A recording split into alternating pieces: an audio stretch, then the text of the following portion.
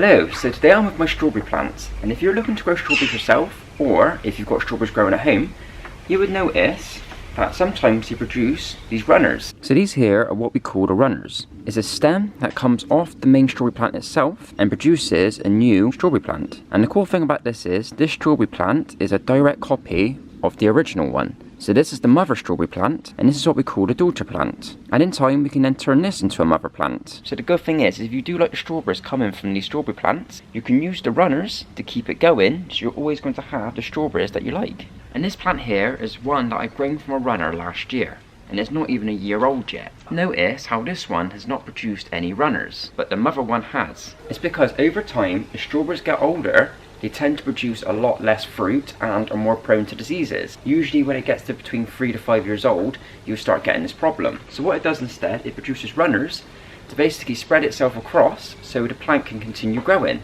So if you was to ever try and grow the strawberries from the seeds on the strawberry itself, the plant will never grow to have the same strawberries that have come from this plant, because that's the way the strawberries plant's genetics work. And plus it takes a long time for the strawberries to grow from the seeds. So that's why the runners are really good at doing this. So if your plant is between 1 and 2 years old, you want to be getting rid of the runners. This is because the plant needs to be focusing on growth and fruit production, and when it produces runners, it is wasting a lot of energy. So you want to try and get rid of them. And the way you do get rid of runners is quite simple. You simply follow the runner back to the plant, find the main stem, and simply get your cutters and just cut it. But we're not going to do that because I want to grow these. So this plant itself is a couple of years old, and it's quite noticeable because the crop yield has gone down a lot. We've not seen many strawberries produced from this one.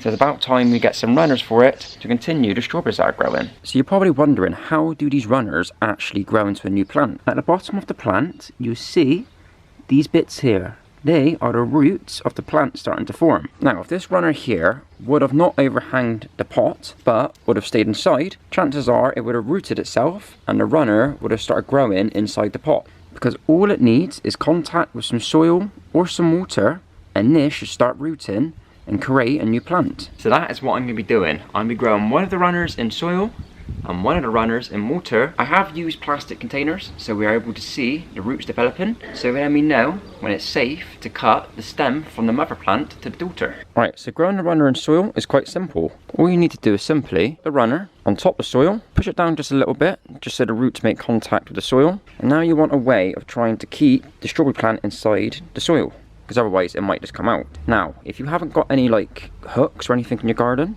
what I tend to use is actually a paper clip. What you can actually do is just spin it around like that, then use that to wedge in our strawberry plant like that. So now that shouldn't go anywhere, and that should now hopefully root into a new plant. But just be careful when doing this that you don't squeeze the main stem coming from the mother plant. This is because this is all still the energy and nutrients going to this plant. So if we was to cut this off now, this will not grow. So we need to keep this on there and try not to squish it too much. But this should be perfect. So now when it comes to the waterway, we want to be able to put the plant in so it's just sitting on top of the water. So now that it's wedged in, we should see the roots start developing and coming down into the water. So now we've got little strawberry runners in their pots. What we want to do is act as if they're just like normal plants at the moment. Keep them watered, keep the water level high for the runner that is in the pot with the water. So now I'm going to see you guys in a couple of weeks and see how these little guys have got on. So it's been about 2 weeks, so let's see how these strawberry runners have got on. So first, the strawberry runner that was in the water. Let's take it out and have a look. Now as you can see, look at the root system on that. Now that is quite cool. What's even cooler is it's developing another runner off of this, and that one is also already rooted. So that's 2 plants that is ready to go into the ground. Now the only problem I did find is, especially when it was nice and warm and hot weather, the water was going down really fast. So that is probably one of the only drawbacks about this, is that you had to keep topping it up to make sure that the roots were in some good amount of water. But this has worked out quite well. Now onto the runner that was in the pot of soil, and this one you can tell something straight away, that the roots are much more developed. Look at the size of these roots in here.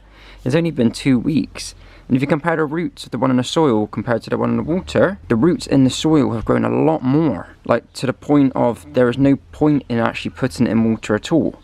So it looks like the way forward is to literally put it straight into soil. So with the runner that was in the pot, before we now detach it from the mother plant, what we're going to be doing is a tug test. I've removed the clip that was being used to secure it into the ground. So now it's just the roots holding it in. And all we simply do is just grab it and see if it budges. And it's quite securely in there. Don't want to rip it too much, but this plant is well and truly in this pot. So now it is safe to cut the mother plant off. And all you simply do is just get a nice pair of snips and just cut the end bit off there. So now we've got a totally separate plant, which will now become is a mother plant, and it's already producing strawberries already, which is quite cool. If you want to as well, you can remove the end of the mother plant if this is not being used anymore. So you can just snip that off as well and get rid of it. So this is the simple way on how to get your own strawberry runners from your own strawberry plants. Now when it comes to the strawberry runner in the water, so I think the only method about putting runners in the water is that it's able to start the roots off earlier. If you haven't got any access to any pots or anything, but you want to start them rooting, it's probably best to do it in water and then transplant it into its own pot of soil with the roots already grown. It might not take as long for it to develop, but the clear winner is using it in just soil straight away, because we tend to find that it's rooted a lot quicker and a lot better. So I hope you guys did enjoy. Now you know what to do when it comes to your strawberry runners.